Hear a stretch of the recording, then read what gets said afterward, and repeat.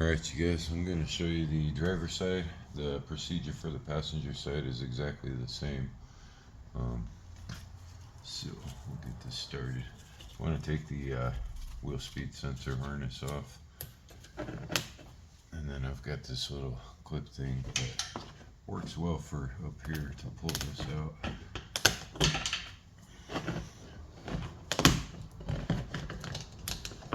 then you push this button and pull the clip out. And we're going to do the two caliper bolts on the back here. I can't move this to show you, but not the caliper bolts themselves, but the caliper bracket bolts. They're two 18mm bolts.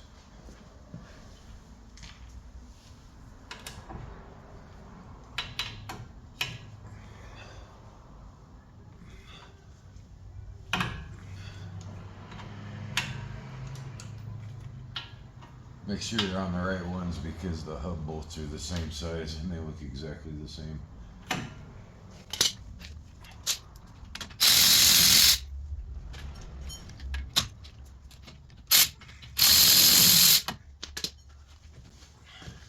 And I've got this I'm going to hang the bracket with.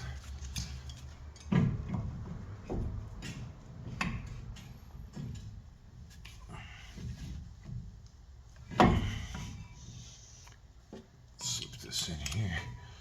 And I'll just put this off to the side.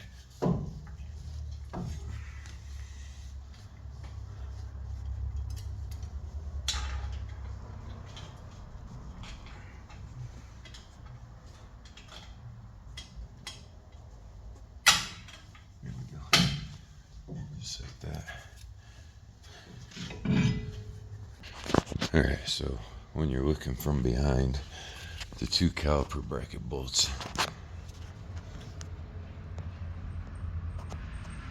are going to be there, and they're right next to the hub bolts, which are also 18mm. So make sure you're getting the right ones. And then you've got the two hub bolts. You've got two here and two on the other side. One there, one there. And then you've also got this cap. And there's a 13mm bolt behind here. For this little cap, you can try pliers, but usually you're not gonna get it. So what I like to do is just take a screwdriver and start popping it out. It'll start moving after a little bit. Just keep working.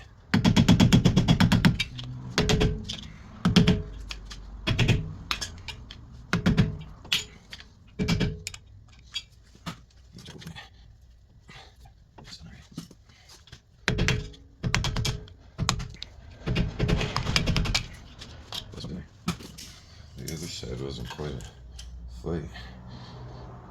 There we go. And then you got your 13mm axle nut right there.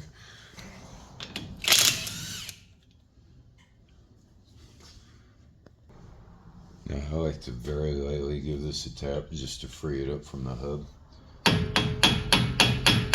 So I just give it a couple taps like that. Then we're going to come back and get these four 18mm bolts now.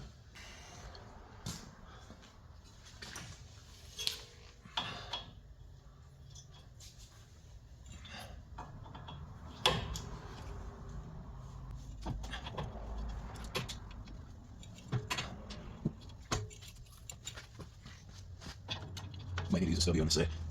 Not quite enough room.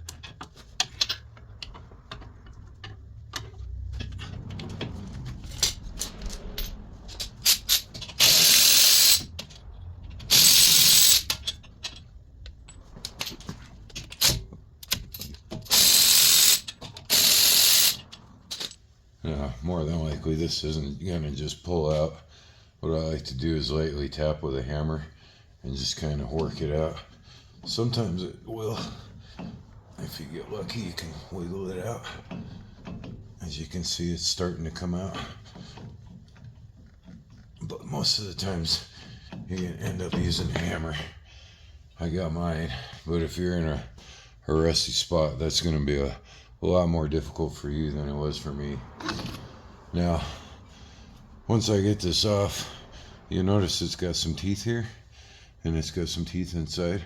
So when we put the new one in, we have to make sure those line up and don't lock onto each other. I like to clean all this up really good, and then we'll get the new one going. So I'll just take a rag. I'll clean up this piece real good. Kind of clean around the edge there. And then clean where the actual hub goes. And if it's real bad, you can take some parts cleaner and clean some of that up.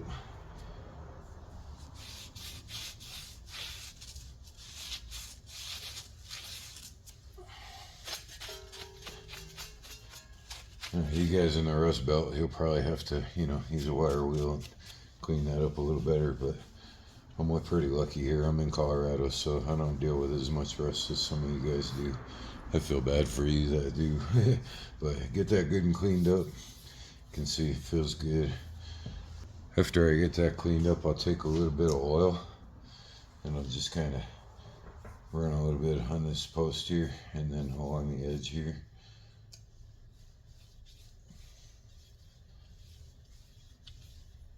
And that's going to help when you go to install it. When you're looking at your new hub, it should come with a new sensor. We got A Premium. I'm really liking A Premium parts.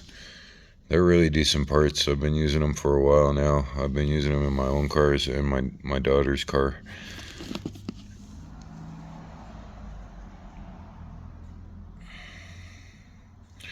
So match up your hub, make sure it's the same size, make sure it's got the same lugs and all that. On your new hub and on your old hub, you might notice there's an O-ring that goes along here. So I will also lube this up with a little bit of oil before installation. Okay, so I got a nice thin line of oil on there. And then make sure you take the zip tie off your sensor. When you put this in, you want the sensor to go where the brake caliper is. And then more than likely, you're not going to be able to push this into place. Usually you're going to have to use the bolts to kind of pull it in place. And what you want to do when you're doing that, because normally I can't push them in, but this one is going opposite of everything I'm telling you guys. So, but what I'll do is I'll put a bolt on one of the top ones and then kitty corner on one of the bottom ones, and I'll start pulling it in slowly. And as I'm pulling it in, I'm going to turn the hub until I can feel it lock in. It'll lock into those teeth in there. See? And then as you pull the bolts in, it'll stay locked in and you won't be tightening it up wrong. So at this point, I just want to make sure I've got those lined in right. So I'm going to do exactly what I told you. I'm going to put one in the top here. And I'm going to put one in the bottom here.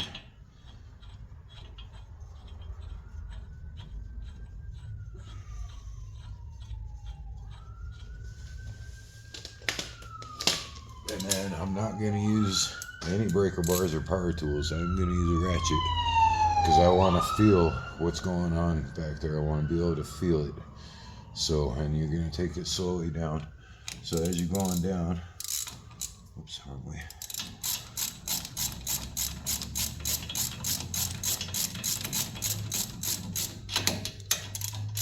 Okay, so as I start going down, I'm going to wiggle this. And I'm going to make sure that that hub is staying inside the teeth. And I'm going to swap sides as I'm doing that. Just a little bit on each side at a time. But again, giving it some wiggle. Make sure it's staying in them teeth. And swap sides again. A little wiggle. It's in the teeth. And I'm actually pretty tight at that point. So we'll finish this side up. Again, giving it a couple of shakes. Alright, so now we know we got the teeth in properly. If you don't have that, you're not set right. You need to back it out and do it again. you got to get it set right, because you could definitely destroy the teeth inside there. So that's where you want it at, or perfect. And now we'll get torque specs and get us all torqued down and back together. So book torque specs for the hub are 148 foot-pounds for the bolts in the back. When you do them, you want to rotate. So you're going to do one, you'll do the opposite of the other one. So if you start on the top, the second one will be the bottom on the other side. So you want to rotate as you torque these down. And then don't forget your other two bolts, of course. Alright, so I'm going to start on the bottom on this side. And I'm using a stubby on this side because you don't have much room. So 148 foot-pounds. And then I'll go to the top on this side.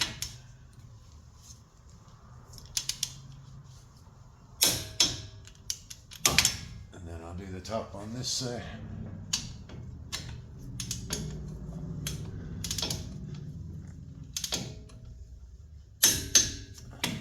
And then the last one, the bottom on this side.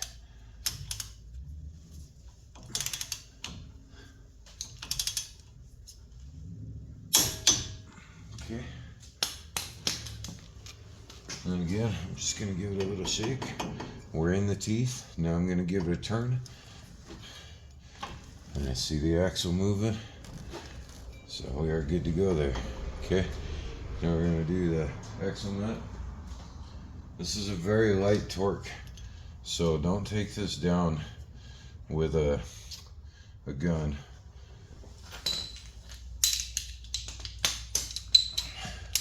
Just use a ratchet and get it.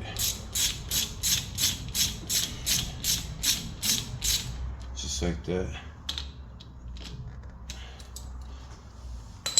And then this is 20 foot-pounds. That's it, just 20 foot-pounds. So very light torque. And since it's such a light torque, you can actually hold the hub and torque it down. See? Alright, and then before we line this up, we want to put the brakes and the calipers on. But before you put that caliper on, you want to have this in the hole here.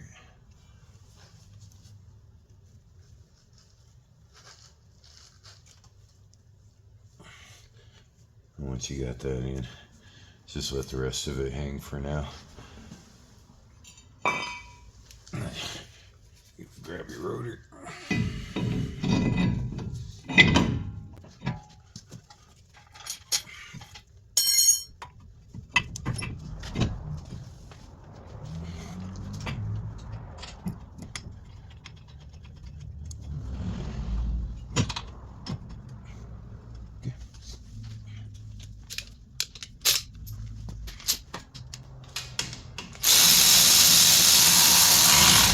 Can't use a stubby on the top one. You have to use a deep socket.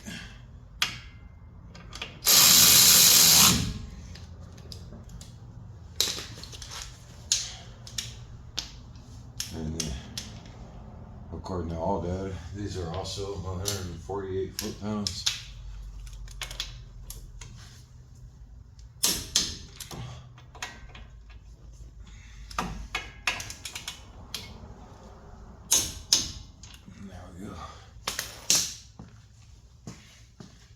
Clicky. Okay, so now you're going to do your wiring harness. And down here there's going to be a little clip. Mine fell off. But I like to get this one in first before I do the clip, because you can see there really isn't all that much room sometimes. So you might not even need this little clip.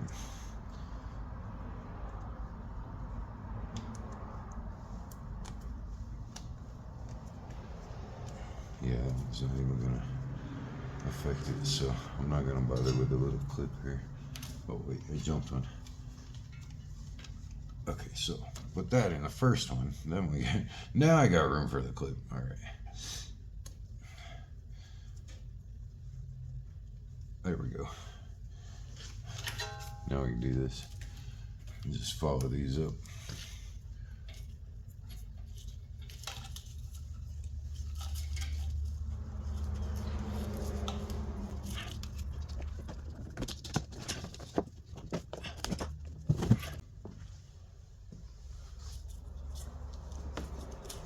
Sorry if you guys didn't have a very good angle on viewing all that.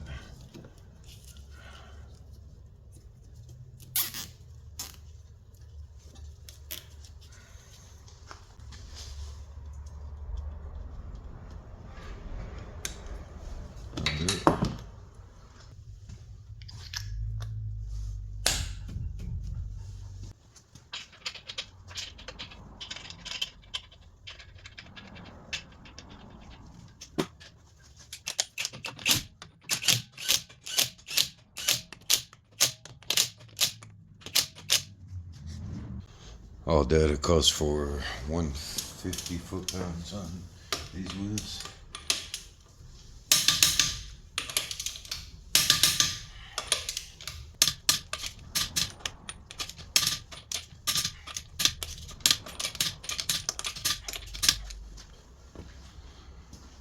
And there you go. Hope that helps.